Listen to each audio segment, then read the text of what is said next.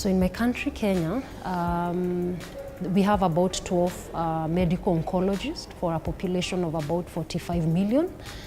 And one of the key challenges is that most of these medical oncologists are actually located within the urban center. So you'll find that most of them will be actually in Nairobi and Eldoret and a few in Kisumu.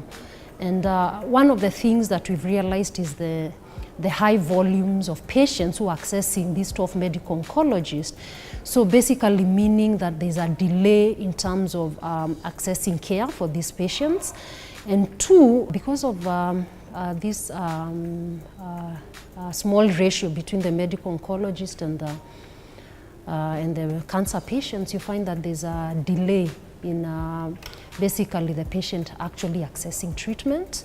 And also the quality of care, so that there's increased waiting time.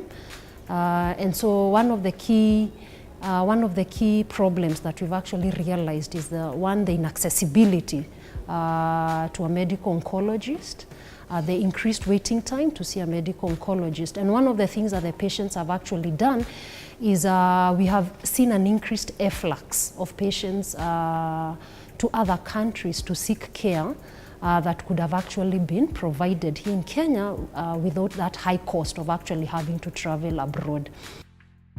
We need more oncologists in Kenya to manage, because most of the patients that you get are usually they come late, or the stages are also late. Too late. They are diagnosed late.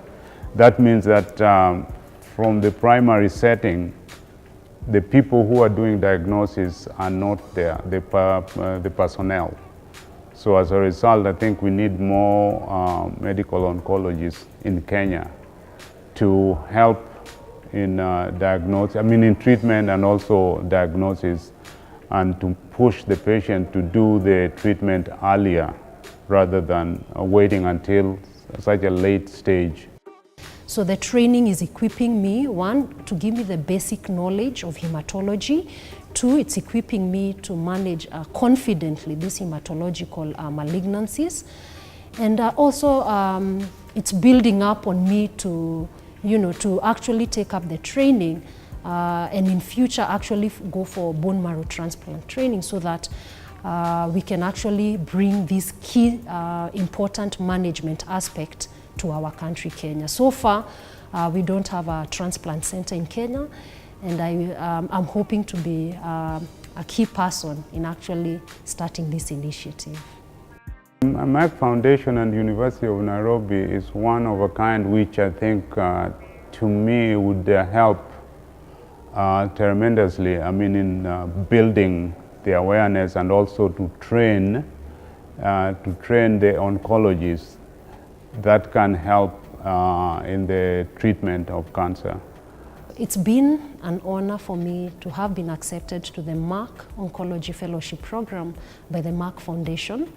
I'm currently in my first year, and I'm the second batch of medical oncologists who have been trained.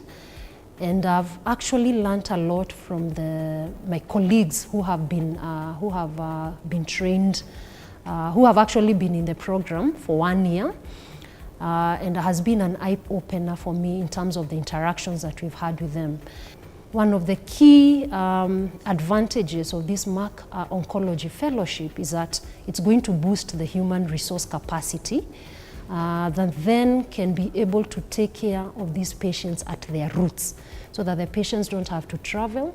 So you eliminate the bottleneck of patients seeking care. Initially, there never used to be training within the country. And so one of the things is that the doctors actually had to travel outside the country. And if you find that you have young children or a young family, then that becomes a bottleneck for you. So the Merck Oncology Fellowship Program coming to our country, Kenya, in partnership with the University of Nairobi, has actually been a big advantage for me, because then I can train from the comfort of my country. I don't have to think of the financial implications of training. And 3, I am actually training with the kind of patients that I'm actually going to come and treat. And so I've been very grateful for the opportunity that this Merck Oncology Fellowship Program has provided.